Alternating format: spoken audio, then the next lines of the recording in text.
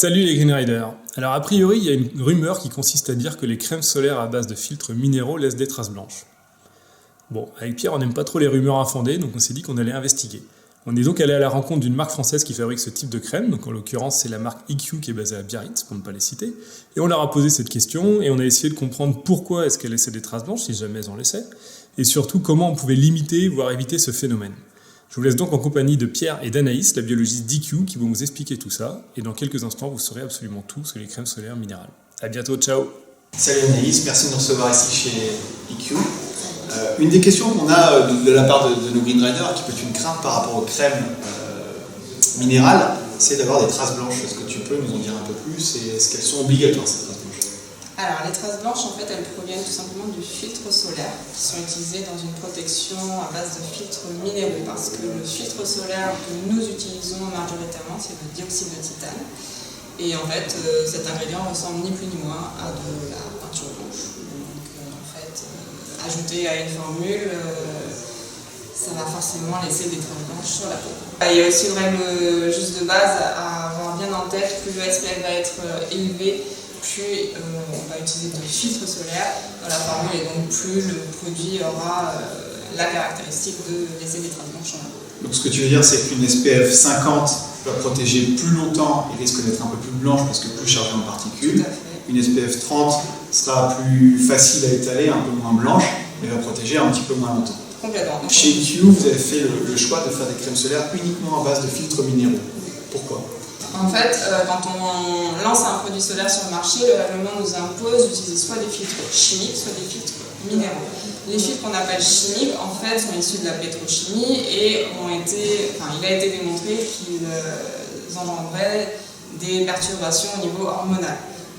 Au niveau des filtres minéraux, aujourd'hui, on est sur un filtre d'origine naturelle et finalement, ce sont aussi les seuls qui sont autorisés par le label Cosmebio et donc quand on veut sortir un solaire certifié bio qui est meilleur pour la santé et meilleur pour l'environnement, du coup le choix se porte naturellement sur les filtres minéraux. Donc c'est la préservation de la santé humaine, donc de la personne qui va l'appliquer, mais aussi du milieu dans lequel il va évoluer, notamment, nous ce qui nous intéresse, puisqu'on a pas mal de surfeurs, kitesurfers, de personnes qui évoluent dans l'eau, la protection des milieux marins, qui peuvent être les coraux, qui nous paraissent peut-être loin ici, puisqu'on est à Biarritz, mais aussi toute la faune et la flore locale. Absolument, les poissons, les coquillages, et j'en passe. L'autre question qu'on peut avoir, c'est concernant les nanoparticules, parce que quand on a des crèmes solaires minérales, on peut se poser la question, est-ce qu'il y a des nanoparticules ou pas? Alors, une crème solaire minérale, elle peut avoir des nanoparticules et dans ce cas-là, une chose est sûre, c'est qu'on aura une texture transparente sur la peau beaucoup plus facilement. Et donc chez EQ, vous avez fait le choix de ne pas utiliser de nanoparticules. Pourquoi? Tout à fait. Alors, on a décidé de ne pas utiliser de nanoparticules parce qu'elles présentent un risque de pénétrer à travers la peau et ensuite d'avoir des potentiels effets indésirables. Donc, le risque sanitaire. Oui, tout à fait, au niveau de la santé et aussi environnemental. On sait que le filtre solaire nanoparticulaire va avoir beaucoup plus tendance à s'accumuler au niveau des écosystèmes et dans certains organismes aquatiques notamment, comme dans notre organisme. Donc on s'en est affranchi. On a travaillé sur nos processus de formulation pour éviter un maximum le côté blanchissant, mais c'est vrai que le fait qu'on n'utilise pas de nanoparticules fait qu'on a encore quelques traces blanches. D'accord. Maintenant, ce qu'on peut essayer de voir, c'est comment est-ce qu'on peut minimiser ces traces blanches-là. Ce que tu nous as dit tout à l'heure et ce qu'on va essayer de montrer, c'est que c'est tout bête, mais en appliquant d'une certaine façon, on peut réussir à limiter ces traces blanches qui peuvent avoir un effet esthétique embêtant. Donc le geste à faire avant chaque session, c'est soit on se protège, donc un micralo par exemple, soit on met une crème solaire. En l'occurrence, là, on va faire le test avec une crème solaire minérale, avec un SPF de 30. J'en ai suffisamment pour bien protéger la peau. Et ensuite, je l'étale. Donc effectivement, on voit les traces blanches.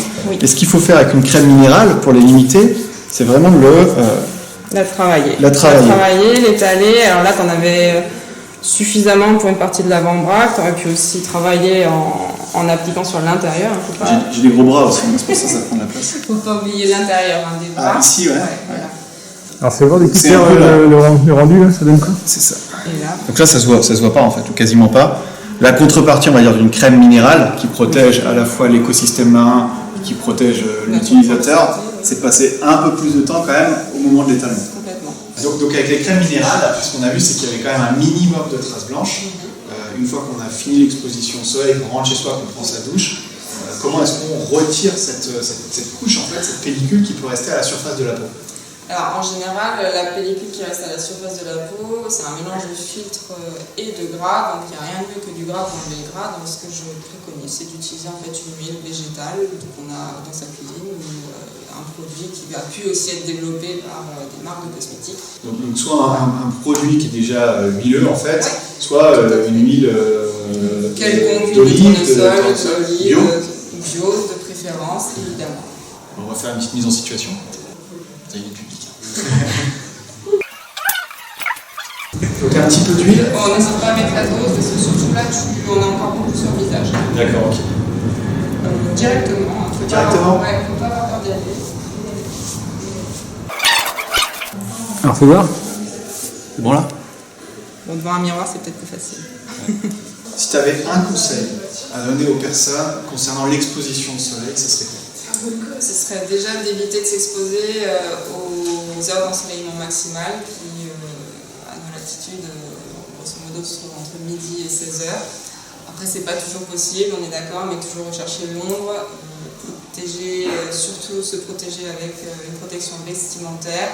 Et puis les zones qu'on ne peut pas protéger par ce biais, on utilise la crème solaire, et si elle est d'origine minérale, au niveau des filtres, c'est encore mieux. Ah, c'est souvent la première la meilleure. Vas-y. Alors, ce sera en le bêtisier. Ah ouais, ça c'est un petit. Ouais, on essaye maintenant. Et ne t'inquiète pas, il y aura de quoi faire. Je vais essayer d'être en même temps. Tiens, tu peux arrêter parce que potentiellement la bagnole elle bien flingué. Et quand j'entends les c'est une merde.